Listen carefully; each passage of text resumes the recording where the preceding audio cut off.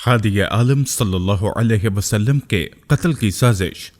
ناظرین گرامی، نبوت کا 13واں سال تھا۔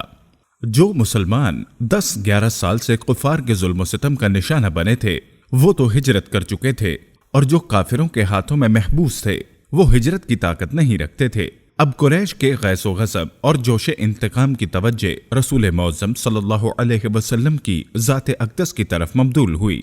ان کا ارادہ تلوار چلانے کا تھا کہ اس کے بغیر ان کا مقصد حاصل نہیں ہوتا تھا۔ رسول اللہ صلی اللہ علیہ وسلم حفاظت الہی پر کامل یقین رکھتے تھے، اور قلب اطہر مخلوق کے ہر خیر و شر کے تصور سے خالی ہو کر صرف حکم الہی کا منتظر تھا کہ کس وقت حکم الہی آئے اور وہ ہجرت کر جائیں۔ اذن ہجرت کے قرائن تو پہلے سے موجود تھے۔ نبی کریم صلی اللہ علیہ وسلم نے ایک خواب دیکھا تھا، اور انبیاء کا خواب وہی ہوتا ہے کہ مکے سے ہجرت کر کے ایک ایسی زمین میں گئے جس میں بہت سی کھجوریں ہیں۔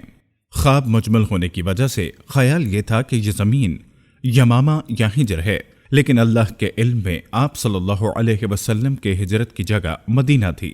ناظرین، حضور نبی کریم صلی اللہ علیہ وسلم نے حضرت ابو بکر صدیق رضی اللہ تعالی عنہ کو دیکھا کہ ہجرت کی تیاری میں ہیں، تو فرمایا، ابو بکر ذرا توقف کرو، فی الحال ہجرت مت کرو، مجھے امید ہے کہ اللہ مجھے بھی ہجرت کی اجازت فرمائے گا۔ صدیق اکبر نے کہا، اے اللہ کے رسول، مجھ کو ہجرت کی صحبت میں قبول فرمائیں۔ آپ صلی اللہ علیہ وسلم نے فرمایا، ہاں، اکٹھے جائیں گے۔ سیدنا ابو بکر صدیق خوشی سے رو پڑے، اور آپ کی رفاقت کی نیت کی وجہ سے اپنی ہجرت کو مؤخر کر دیا۔ حضور نبی کریم اور ابو بکر صدیق رضی اللہ تعالی عنہ ہجرت کی تیاری میں مصروف ہو گئے تو قریش کو بھی ان کی تیاری کا علم ہو گیا۔ انہیں یہ خطرہ لاحق ہو گیا کہ اگر انہوں نے مدینہ کی طرف ہجرت کی تو وہاں انصار اور مہاجرین کے ساتھ مل کر یہ ایک بڑی قوت بن جانے کی صورت میں ہماری خیر نہیں ہوگی، کیونکہ کئی سالوں کے گھٹا گھوپ ظلم کے بادل جو ان کے ہاتھوں سے مسلمانوں پر چھائے ہوئے تھے وہ ان کی نظر میں تھے۔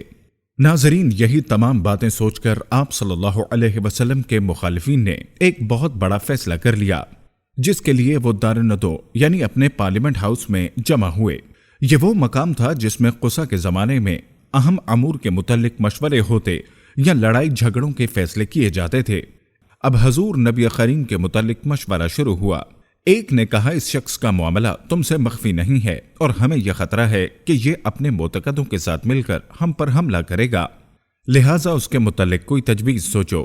ناظرین، ان میں سے ایک شخص کہنے لگا کہ اس کے پاؤں میں لوہے کی زنجیر ڈال کر ایک کمرے میں بند کر دو، پھر انتظار کرو کہ یہ بھی آخر اپنے جیسے شاعروں زبیر اور نابغہ وغیرہ کی موت مر جائے۔ یہ سن کر نجدی بوڑھے نے کہا، یہ رائے ٹھیک نہیں، کیونکہ اگر تم نے اس طرح کیا تو اس کے ساتھی اس خال سے واقف ہو کر تم پر یکدم حملہ کر دیں گے اور اسے تمہارے ہاتھوں سے چھڑا لیں گے، پھر اسے لے کر تمہارا مقابلہ کریں گے اور تمہیں عاجز بنائیں گے، لہٰذا کوئی اور تجویز پیش کرو۔ پھر ایک اور شخص نے کہا، کیوں نہ اسے جلا وطن کر دیں کہ ہم سے نکل جائیں، پھر جہاں جائے اور جس کے پاس جائے ہمیں کوئی پرواہ نہیں، ہم اپنی حالت درست کریں گے اور آپس کا انتظار ختم ہو جائے گا۔ نجدی بوڑھا پھر بولا، یہ تجویز بھی صحیح نہیں، تم اس کا حسن کلام، شیریں گفتگو اور مؤثر بیان نہیں دیکھتے۔ اگر تم نے یہ کام کیا تو یہ کسی اور شہر میں چلا جائے گا اور انہیں اپنی میٹھی زبان اور پرتاثیر بیان کے ذریعے سے اپنا ہم خیال بنا کر تم پر حملہ کرے گا، اور غلبہ پا کر وہی کرے گا جو اس کی مرضی ہوگی۔ اس کے علاوہ کوئی اور رائے قائم کرنے کی کوشش کرو۔ جس پر ابو جہل نے کہا، صاحبو، میں نے ایک رائے سوچی ہے، میرا خیال ہے کہ یہ رائے اب تک تم میں سے کسی نے پیش نہیں کی۔ سب نے کہا، اے ابو الحکم، کون سی رائے ہے؟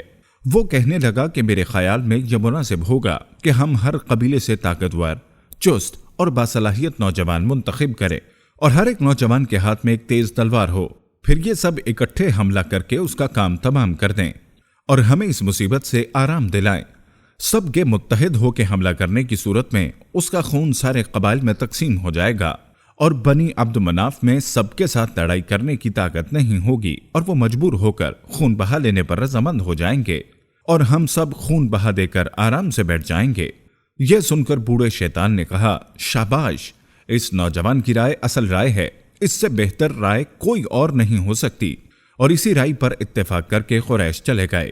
دوسری جانب اللہ تعالیٰ کی طرف سے جبرائیل علیہ السلام حضور نبی کریم کے پاس آئے اور کہا کہ اس رات آپ اپنے بستر پر نہ سونا۔